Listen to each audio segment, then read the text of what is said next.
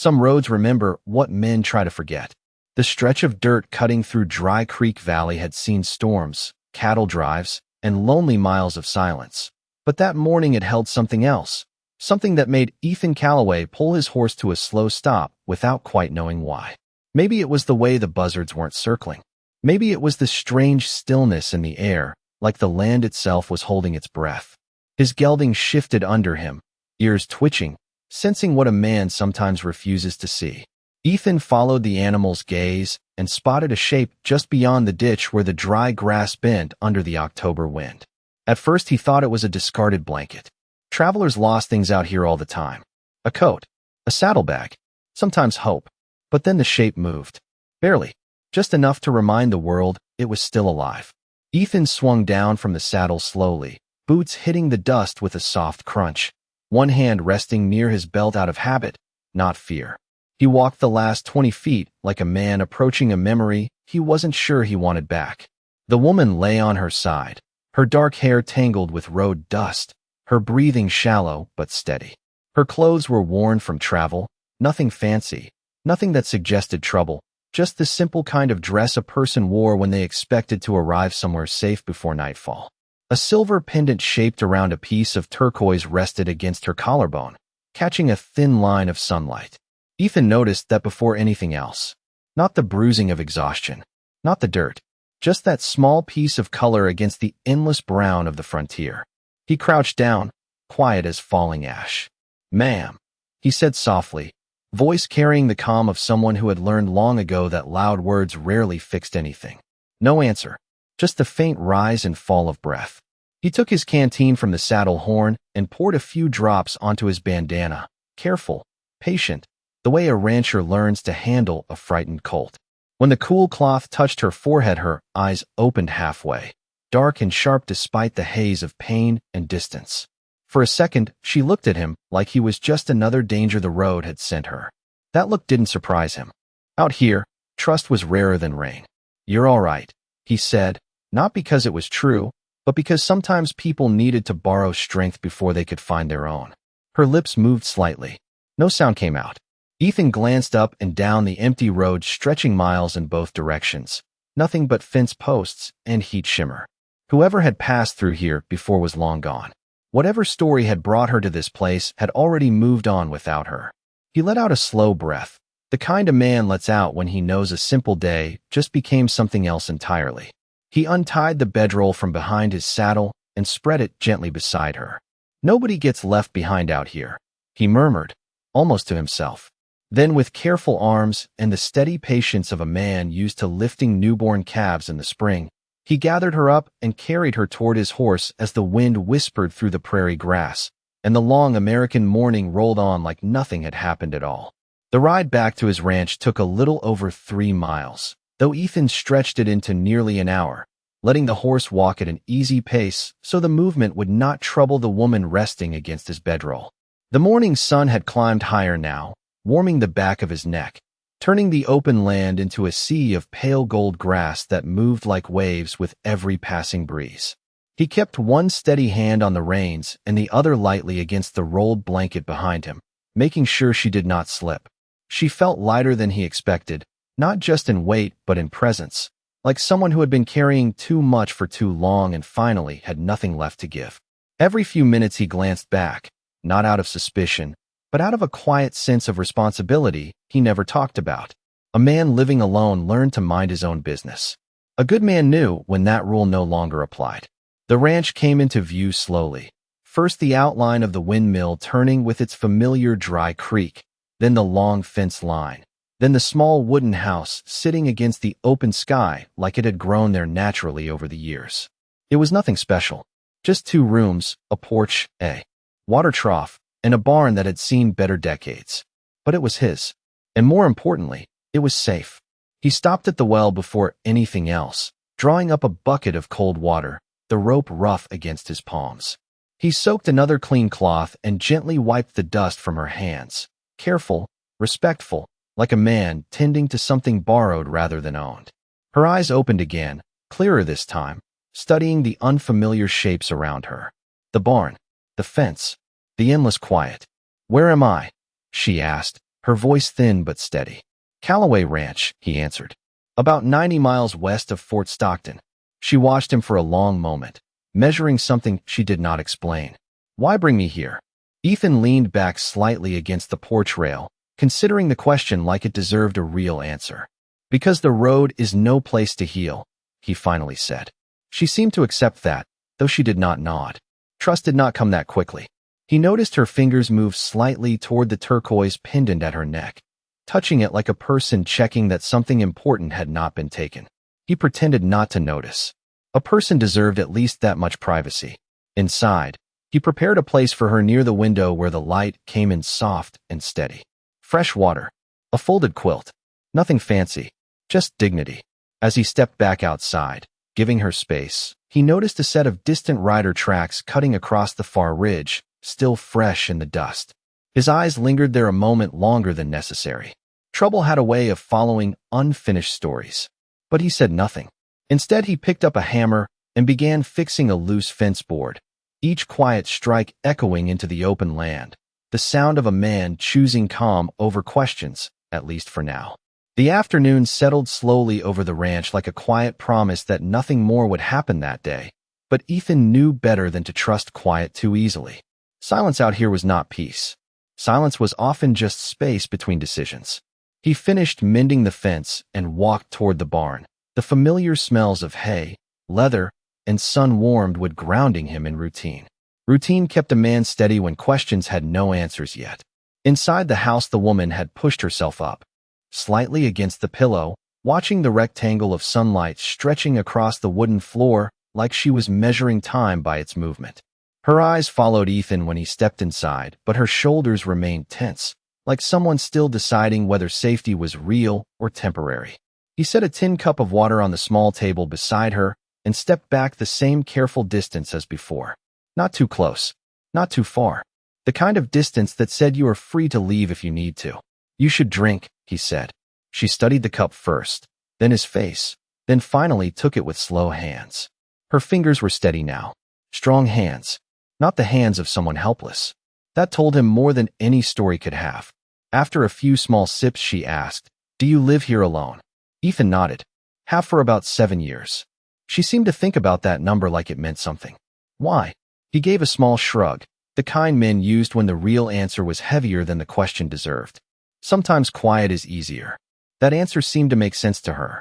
She looked toward the open window where the wind carried the dry scent of mesquite and distant rain that might arrive in 2 days or not at all. Her hand again touched the turquoise pendant resting against her chest. This time Ethan noticed the fine craftsmanship, the careful silver wrapping, the kind of work done by someone who understood patience. "That means something," he said quietly, not asking, just observing. She followed his gaze and after a long moment answered, "It belonged to my mother." Her voice softened slightly, not with sadness, but with respect.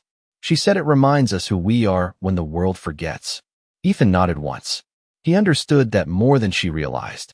On a small shelf near the stove sat a folded cavalry hat he had not touched in years. Everyone had something they kept to remember the person they used to be. Outside, the distant cry of a hawk echoed across the open land, and both of them listened without speaking. Finally she asked, "What do you want in return?" Ethan looked genuinely confused for a moment. "Return?" She met his eyes directly now. "Nothing is free." Ethan leaned back against the wall, arms loose, posture calm. "Out here," he said slowly. "Sometimes the only thing a man gets in return is knowing he did not become someone he would not respect." That answer seemed to settle something unseen between them. Not trust, not yet, but understanding. The kind that grows without words. As the sun began to lower toward the western hills, painting the sky in long amber streaks, Ethan stepped back outside to light the lantern on the porch. Behind him, inside the small house, the woman finally allowed her shoulders to rest against the pillow, not because she believed she was completely safe, but because for the first time in many miles, she believed she might be. The night came slowly, the way it always did on the open frontier, not sudden but gradual, like the land itself was dimming the lamps one by one. Ethan sat on the porch with a small oil lantern glowing beside him, the soft yellow light pushing back the darkness just enough to see the edges of his world. Crickets had begun their steady rhythm, and somewhere far off a coyote called into the wide Texas dark. He listened the way men who live alone learn to listen, not just hearing sounds, but measuring them. Normal sounds meant everything was still as it should be. It was the sounds that did not belong that a man worried about. Inside the house, he could hear faint movement, the careful sound of someone testing their strength. A floorboard creaked. A quiet step. Then another. When he turned his head slightly, he saw her standing in the doorway, one hand resting lightly against the frame for balance. She had wrapped the spare shawl he left over her shoulders, and the lantern light caught the dark shine of her hair. For a moment, neither of them spoke. The moment did not need words. "You should be resting," he said gently. She gave a small nod, but did not step back inside. Instead, she looked out across the land, the open miles stretching under moonlight. "It is very quiet here," she said. Ethan allowed himself a faint smile. "That is why I stayed." She stepped onto the porch slowly, each movement careful but determined, like someone reclaiming control inch by inch. After a moment, she asked, "Do you ever get lonely?" Ethan considered the question honestly. "Sometimes," he admitted. "But lonely and peaceful are not always the same thing." She seemed to understand that. Her eyes followed the fence line, the barn, the silhouettes of cattle resting in the pasture. Then her gaze stopped on something only she seemed to see. "People came looking for me," she said quietly. Ethan did not react with surprise. He had already seen the tracks. "I figured," he answered. She studied his face, perhaps expecting fear or regret. She found neither. "You should know," she continued. "Trouble does not forget easily." Ethan rested his forearms on his knees, looking out into the same darkness. "Neither do I." That answer seemed to carry more meaning than explanation. The wind shifted slightly, carrying the smell of distant rain and something else. Horse dust. Very faint. Almost gone. But not gone enough. Ethan noticed it. He always noticed. He stood slowly and lifted the lantern just a little higher, not to signal anyone, just to see farther into the night. Nothing moved on the horizon. Not yet. Behind him, she asked one more question. "If they come, will you send me away?" Ethan thought about that longer than any question she had asked so far. Finally, he said, "No one who finds shelter under my roof gets handed back to the storm." The words were simple, not dramatic, just fact. She lowered her eyes slightly, not in submission but in quiet respect. For the first time she said, "My name is Nayeli." Ethan gave a small nod. "Ethan." The exchange felt less like introductions and more like the closing of distance. The lantern flame flickered once as the night air moved through it, and somewhere beyond the dark ridge a rider changed direction, though neither of them could see it yet.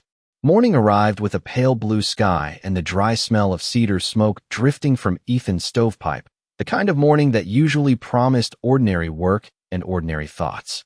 Ethan was already awake before sunrise, as he always was, pouring coffee into a thick ceramic mug worn smooth by years of use.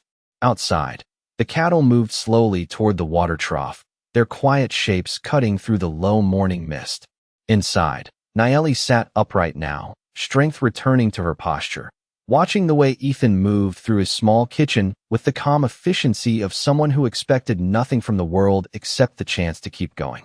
He placed a plate with simple food near her, fresh bread, dried beef, and a small cup of coffee mixed light the way travelers preferred it. "You need strength," he said. She accepted with a small nod, still studying him like a person trying to understand a language she had never been taught. After a few moments, she said, "You do not ask questions." Ethan leaned back against the counter. People talk when they are ready, not when they are pushed. That seemed to matter to her. She ate slowly, not from weakness, but from habit, like someone trained never to waste what was given. After a while, she spoke again, her voice steady now. "The men who were looking for me. They believe I carry something valuable." Ethan did not interrupt. She touched the turquoise pendant lightly. "Not gold. Not money. Land." Ethan understood immediately. Land caused more trouble than anything else in Texas.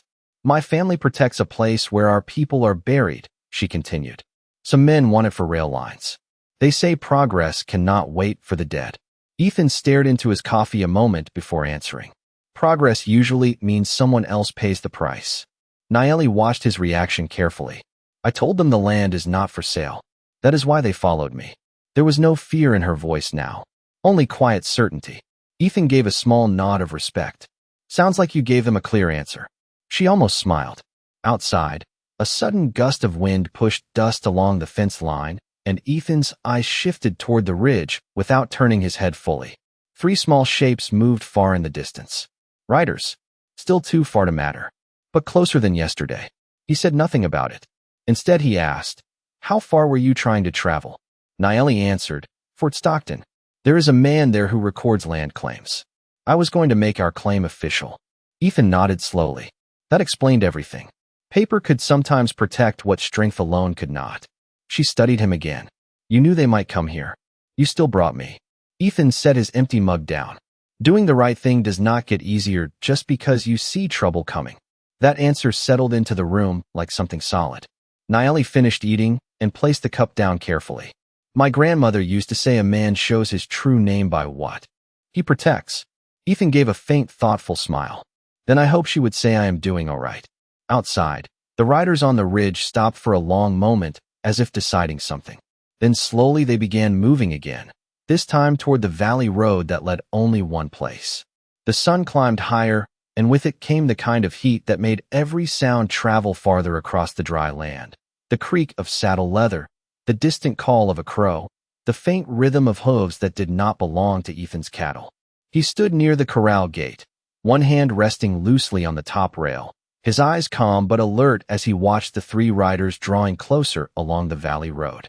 They were still about half a mile out, moving at an easy pace like men who believed time was on their side. Naeli stepped quietly onto the porch behind him, stronger now, her steps steady though careful. She followed his gaze without asking what he was watching. She already knew. "They found the trail," she said softly. Ethan nodded once. "Looks that way." Neither of them moved back inside. Running was not part of either of their natures. The riders slowed as they approached the outer fence, their horses breathing slow clouds of dust into the morning air. None of the men reached for anything. None raised their voices.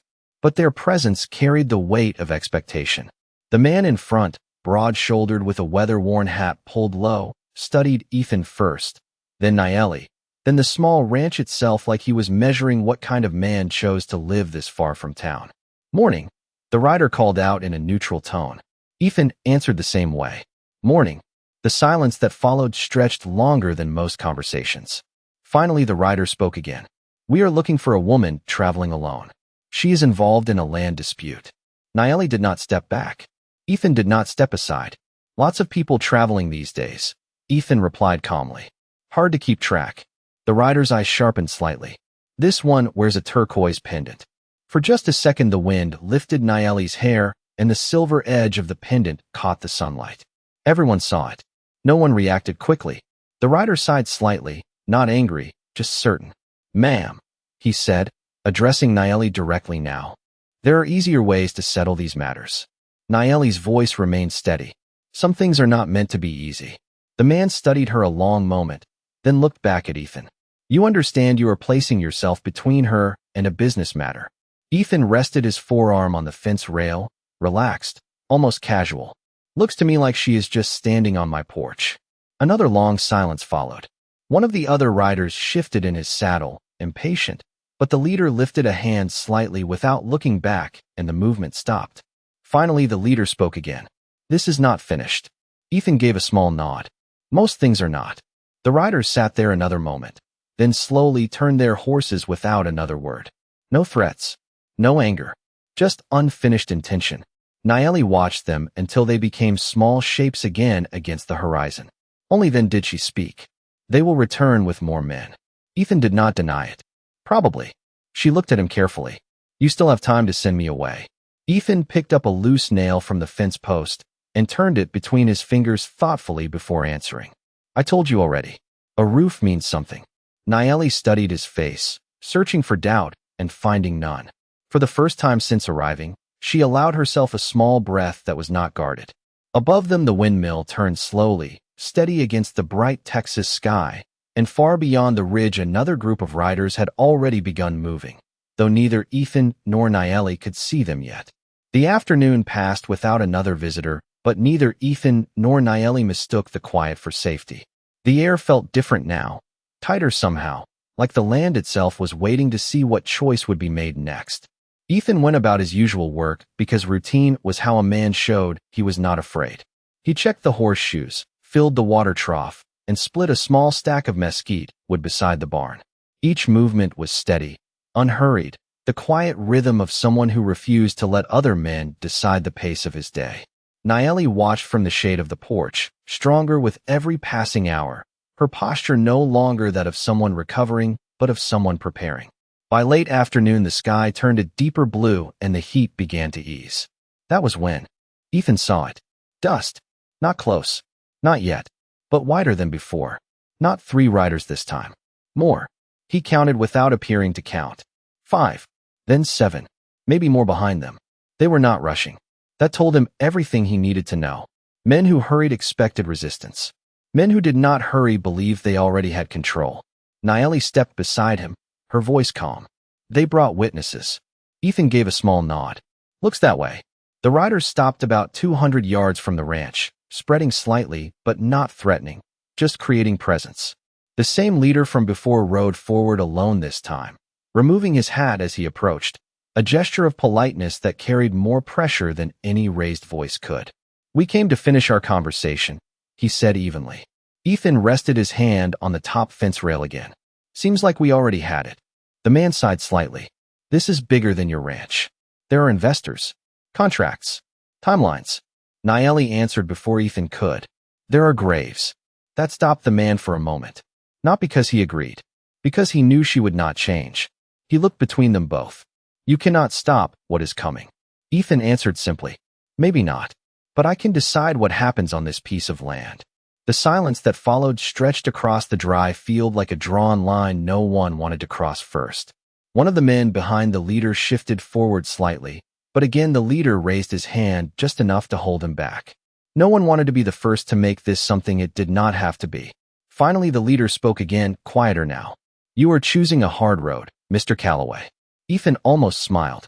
Most worthwhile roads are. The man studied him one last time, then looked at Nayeli. If you continue this, others will come. Not just us. Nayeli met his gaze without hesitation. Then they will also learn the answer.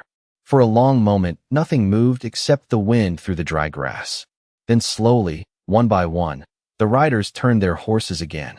No shouting, no threats, just the understanding that this was not finished. As they rode away, the land seemed to exhale slightly. Ethan remained still a moment longer, then finally said, You ever notice how trouble likes to announce itself early? Nayeli allowed the smallest hint of a smile, so that the brave have time to decide who they are. Ethan nodded once. The sun dipped lower, stretching their shadows long across the ranch yard, and far beyond the western ridge, unseen by both of them, a much larger dust cloud had already begun to rise. The next morning arrived under a sky the color of faded steel, the kind of sky that carried change inside it. Ethan noticed it before anything else. Ranchers learned to read the sky the way other men read newspapers. Nayeli stepped out onto the porch just after sunrise, her strength fully returned now, her movements quiet but certain. She followed Ethan's gaze toward the far western ridge. At first there was nothing. Then slowly, like smoke rising from the earth itself, a long, thin line of dust began to appear. Not scattered like travelers. Not uneven like cattle. Organized. Steady. Intentional. Ethan narrowed his eyes slightly, counting shapes the way a man counted storms. 10. Then more. 15. Then more still. Nayeli did not speak for a long moment. When she finally did, her voice carried no fear. Only recognition. My people found me. Ethan glanced at her. You did not send word. She shook her head. I did not need to. The riders came into clearer view as the sun climbed, their approach silent except for the soft thunder of many hooves moving as one. They did not rush. They did not spread out. They rode in a single flowing line like a river of leather and dust and sunlight. At their front rode an older man with long gray braids and a posture that did not ask for authority because it already carried it. When they reached the outer fence, they stopped as one, the sudden stillness more powerful than any display of force. No weapons raised. No voices lifted. Just presence. The older man dismounted slowly and walked forward alone. Ethan stepped forward to meet him, neither man showing hurry. The old rider studied Ethan's face with calm eyes that had seen many seasons. Then he spoke. You gave shelter. It was not a question. Ethan nodded once. Seemed right. The old man looked toward Nayeli, and for the first time something like relief softened his expression. You were missed, he told her. Nayeli answered with quiet respect. I was delayed. The old man gave the smallest hint of a smile. Then he reached into a small leather pouch and removed a single white feather bound with red thread. He held it toward Ethan. Among our people, he said, this means a man shows honor when no one was watching. Ethan looked at the feather but did not take it immediately. I just did what anyone should do. The old man shook his head slightly. No, you did what few do. Ethan accepted the feather then, not as a reward, but as something he understood should not be refused. Behind them the windmill turned slowly, the sound marking time like it always had. After a moment Nayeli stepped closer to Ethan. You stood alone when you did not have to, she said. Ethan answered simply. You looked like someone worth standing for. That seemed to settle something final. The old man gave a small signal, and the riders began to turn, not toward Ethan's ranch, but toward the distant valley road where the other men would eventually return. No threats were spoken. None were needed. As the Apache riders moved like a quiet tide across the land, Ethan remained by the fence holding the feather lightly in his hand, and for the first time since this began, the wind carried no warning at all. The land felt different after they left, not because anything had changed, but because something had been proven, the kind of proof that did not need words. Ethan stood by the fence a long while after the last rider disappeared into the wide Texas horizon, the white feather still resting in his hand, like something lighter than air, but heavier than most things a man could carry. Nayeli stepped beside him one last time, her posture strong again, her presence no longer that of someone recovering, but of someone returning to her own path. For a few quiet minutes neither of them spoke. The morning wind moved through the dry grass, and the sound of the turning windmill filled the silence like an old familiar song. Finally Nayeli said, My people will remember this place. Ethan gave a small nod. It is just a ranch. She looked at him with calm certainty. No, it is a place where a man shows who he was. That seemed to be enough said about that. Her horse had been brought forward by one of the younger riders before they left, a strong bay mare with patient eyes. Nayeli rested her hand briefly against the saddle horn before turning back to Ethan. If you ever travel west of the Pecos River, you will not be a stranger, she said.